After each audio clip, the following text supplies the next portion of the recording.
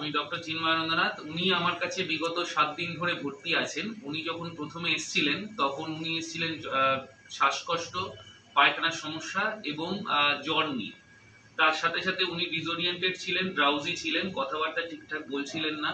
সেই অবস্থায় উনি ভর্তি হন আইসিইউতে আমার আন্ডারে। তারপর ওনাকে প্রথমে বাইপ্যাপ সাপোর্ট, তারপর ভেন্টিলেশনের প্ল্যান হচ্ছিল কিন্তু ভেন্টিলেশনে দিতে হয়নি।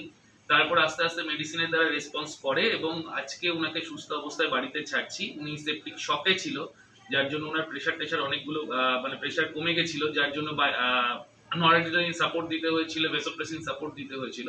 তো আস্তে আস্তে উনি 4-5 দিনের মধ্যে ওগুলো থেকে বেরিয়ে আসেন এবং বাইপ্যাপ অক্সিজেন ওগুলো থেকেও বেরিয়ে আসেন এবং জেনারেল বেডে আমি বিগত 2-3 দিন ধরে আছেন উনি এবং আজকে সম্পূর্ণ স্টেবল অবস্থায় ওনাকে ছাড়ছি। বলুন আপনি কেমন আছেন? ওইদিকে কেমন আছেন? ভালো আছেন? খাওয়া দাওয়া এখানে সব ঠিকঠাক হচ্ছে? ঘুম টুম ঠিক আছে? শ্বাসকষ্ট আর নেই তো?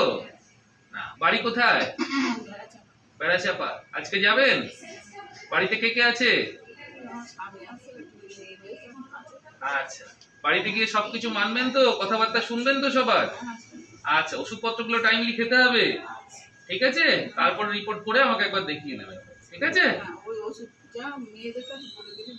হ্যাঁ হ্যাঁ, বুঝিয়ে দেবে, কোনো অসুবিধা নেই। আপনার সবকিছু লেখা থাকবে, ওইগুলো টাইমলি খাবেন। হ্যাঁ, প্রবলেম হলে আমার সঙ্গে যোগাযোগ করবেন, ঠিক আছে? ঠিক আছে, থাকুন।